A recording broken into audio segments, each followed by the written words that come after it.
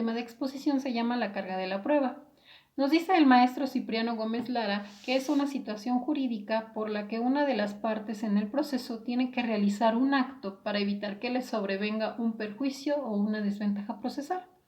Recordemos que la situación jurídica es el vínculo que se establece entre la parte activa de la relación con la parte pasiva, es decir, el acreedor con su deudor.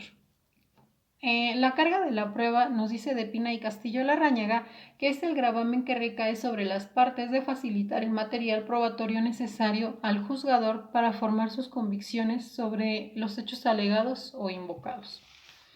Para llegar a obtener por parte del juzgador una decisión jurisdiccional, preciso es que le alleguen al juzgador material informativo para que éste pueda tener la posibilidad lógica y objetiva de llegar a pronunciarse sobre las pretensiones o resistencias de las partes en el proceso, rigiendo el principio de que debe de hacerlo quien alega la existencia de un ilícito. Por ejemplo, el que ha sufrido un menoscabo en su patrimonio, o quien afirma que extingue su obligación, esto es en el ámbito civil. O, por ejemplo, quien alega que ha pagado una deuda, pues tiene que comprobar con su respectivo comprobante de pago, ¿no?, que ya lo realizó. En el ámbito penal, el imputado se presume inocente. En este caso, el delincuente no debe de probar que no cometió el delito, sino que la persona que lo está acusando es la que debe de probar que realmente él es el que cometió el ilícito. Él tendrá el derecho de aportar pruebas en su defensa, es decir, el imputado, pero si no existen pruebas suficientes que lo incriminen, pues lógico es que será absuelto.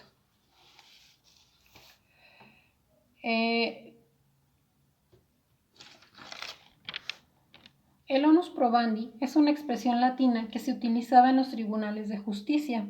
Se consideraba que cuando alguien hace una afirmación nueva que no está aceptada por todos, entonces debe aportar las pruebas que justifiquen dicha afirmación. El peso de la prueba recae, pues, sobre aquel que introduce cierta afirmación nueva sobre un tema que es debatido. En los tribunales, por ejemplo, se considera a alguien inocente mientras no se demuestre que es culpable. Esto es así porque lo habitual es que las personas pues no cometan delitos. Por eso mismo, como el delito no es habitual, entonces es necesario probar que la persona acusada ha hecho algo nuevo, es decir, ha cometido un ilícito. La carga de la prueba la tiene la acusación. Ha de probar que la conducta del acusado no es habitual, que ha cometido un delito. Solo cuando se pruebe esto dejará de ser considerado inocente y se le considerará culpable. Por lo tanto, como subraya nuestro derecho, nadie es culpable mientras no se haya probado que lo es. Sin embargo, existe lo que se le denomina inversión de la carga de la prueba. Cuando cuando la ley establece ciertas presunciones que hacen que la carga de la prueba no afecte al reclamante, sino al demandado o al acusado. Internacionalmente se acepta que en los casos de discriminación, al ser pues muy difícil de probar que se ha discriminado a alguien, sea el acusado quien justifique su actitud, tomando por cierto el acto que existió, tomando por cierto que el acto pues realmente existió, salvo que se pruebe lo contrario.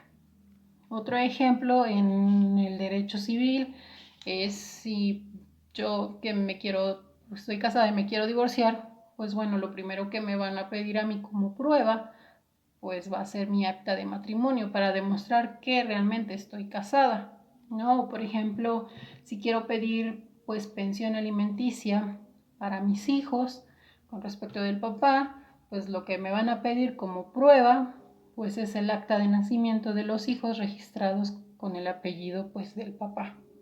Bueno, por mi parte sería todo, nada más como pues sugerencia, les recomiendo leer la tesis. Perdón, es un amparo directo, 591/2014, nada más pues para reforzar un poco este tema de la carga de la prueba. Y por mi parte sería todo, que pasen excelente día. Distribución de la carga de la prueba. En este tema analizaremos su definición, fundamentos jurídicos, así como un breve ejemplo. El onus probandi, carga de la prueba, es una expresión latina del principio jurídico que señala quién está obligado a probar un determinado hecho ante los tribunales. El fundamento del onus probandi radica en un viejo aforismo de derecho que expresa que lo normal se entiende que está probado, lo anormal se prueba. La distribución de la carga de la prueba consiste en fijar quiénes deben probar. La carga de la prueba no solo recae sobre quien demanda, sino también a quien alega hechos como sustento de su pretensión procesal. Por ello, cada parte debe probar los hechos que alega. La obligación procesal impone el deber de demostrar lo que cada parte tiene interés en probar para obtener el éxito en el proceso, es decir, lo que le sirve de fundamento para sus pretensiones. La distribución de la carga de la prueba tiende a un principio general que puede expresarse de la manera siguiente. El que afirma un hecho en que funda su pretensión está obligado a probarlo. Por implicación, el que afirme un hecho en que funde su resistencia, asimismo ha de probar tal hecho. Como colorario de este principio general, el que niega no está obligado a probar su negación. De Pina y Castillo Larrañaga señalan dos razones por las cuales se distribuye de este modo la carga de la prueba entre las partes del proceso: la oportunidad y el principio de igualdad de las partes en materia probatoria. Principio de igualdad de partes procesales, proclamado en el artículo 20 de la Constitución, fracción quinta, supone que ambas partes, ya fueren demandante y demandado, o bien acusador y acusado, disponen de las mismas posibilidades y cargas de alegación, impugnación y prueba. En nuestro sistema, la distribución de la carga de la prueba está señalada en el artículo 281 del Código de Procedimientos Civiles para el Distrito Federal, hoy Ciudad de México. Por el principio de oportunidad, la carga de la prueba se distribuye porque tiene más oportunidad de demostrar un hecho aquel que lo está afirmando y que por ello está en el conocimiento de tal hecho, y está también en la posibilidad de elegir los mejores medios probatorios tendientes a acreditarlo en el proceso. Por el principio de igualdad de las partes en el proceso, se distribuye la carga de la prueba, ya que se deja la iniciativa de cada una de ellas el hacer valer los hechos que quieren que sean considerados por el juez como verdaderos. Se busca con tal planteamiento garantizar el equilibrio entre la función del juez y las cargas procesales de las partes, de tal forma que el juez cuente con una facultad que le posibilite efectuar una ponderación de las circunstancias que en cada caso le permitan hacer una distribución razonable de la carga de la prueba. El artículo 386 del Código Procesal Civil para el Estado de Morelos nos hace alusión a lo que es la carga de la prueba y nos menciona lo siguiente: las partes asumirán la carga de la prueba de los hechos constitutivos de sus pretensiones. Así, la parte que afirme tendrá la carga de la prueba de sus respectivas proposiciones de hecho y los hechos sobre los que el adversario tenga a su favor una presunción legal. Por último, como les había mencionado en un principio, ahora veremos un pequeño ejemplo. Como podemos ver a continuación, tenemos en pantalla la redacción de unos hechos que fueron redactados en una demanda, pero para hacer esto breve, solamente voy a tomar en cuenta el primero, y nos menciona lo siguiente: con fecha 15 de agosto del año 2013, en esta ciudad de Puebla, celebramos contrato de arrendamiento por escrito la señora Jimena Gil Burgoa en su calidad de arrendador con los señores Marta Sony Termark en su calidad de arrendatario o inquilino y Marco Polo Juárez en su calidad de fiador respecto del local comercial que se ubica. La casa marcada con el número 400 de la avenida Escamilla de la colonia San Manuel de esta ciudad de Puebla, destinándose el inmueble para uso comercial, como se acredita con el contrato de arrendamiento en sus cláusulas de declaraciones y primera que anexo como fundatorio de mi acción. Ahora bien, como ya se mencionó anteriormente, todo hecho tiene que ser debidamente comprobado. En nuestro sistema contamos con distintos tipos de pruebas que precisamente nos van a ayudar a comprobar la veracidad de esos hechos. Ya se mencionó que a ambas partes les corresponde la carga de la prueba, es decir, deben de comprobar esos hechos. Y en pantalla tenemos la redacción de una prueba que se está ofreciendo para comprobar el hecho que primeramente se mencionó, el cual nos hablaba de un contrato de arrendamiento. En este caso, esta prueba le está ofreciendo la parte que demanda, es decir, la parte actora, y nos menciona lo siguiente: consistente en el contrato de arrendamiento de fecha 15 de agosto de 2013, que como fundatorio de la acción, adjunto a este escrito, como anexo 2 y que relaciono con los puntos 1, 2, 3, 4, 6, 7, 8 de hechos de mi demanda y se ofrece a efecto de acreditar la existencia del contrato de arrendamiento para uso comercial del inmueble, materia del presente juicio, que celebró la suscrita como arrendador con los hoy demandados en su calidad de arrendatario y fiador respectivamente. Documento que por su naturaleza objetiva conserva en su memoria la celebración de dicho acto jurídico y la existencia de las obligaciones de los hoy demandados, y en especial la obligación de hacer el pago de la renta por el inquilino y su fiador y de desocupar el inmueble al término del contrato de arrendamiento, prueba que se ofrece a efecto de acreditar lo manifestado en los puntos de hechos con que se relaciona.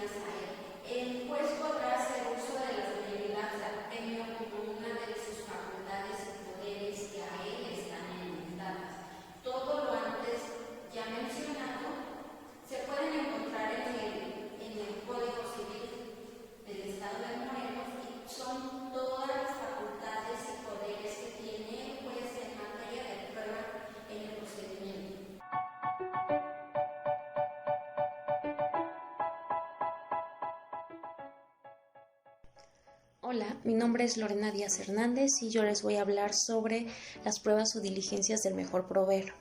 Bueno, las pruebas o diligencias para el mejor proveer se traducen en la facultad con la que cuentan los jueces dentro de los procesos judiciales para oficiosamente ordenar la práctica o desahogo de aquellos medios probatorios que a su consideración son necesarios para la debida resolución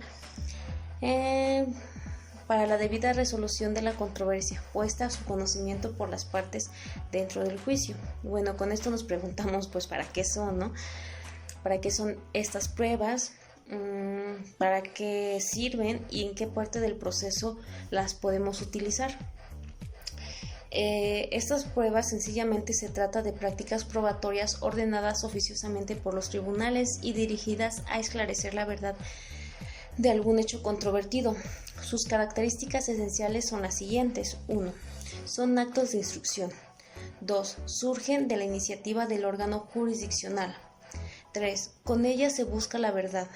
4. Los nuevos hechos deben ser pertinentes, influyentes y necesarios o convenientes. Bueno, por otro lado, nos preguntamos ¿para qué sirven? Podemos decir que su fin último es mejorar la administración de justicia. Para ello, se pueden advertir dos fines próximos, uno de tipo objetivo y otro de tipo subjetivo. El primero consiste en mejorar el proceso. Así, las medidas buscan precisamente una decisión más acorde con la realidad del supuesto planteado. Se llevan a cabo para proveer mejor, para que el resultado sea más acertado. De acuerdo con el segundo,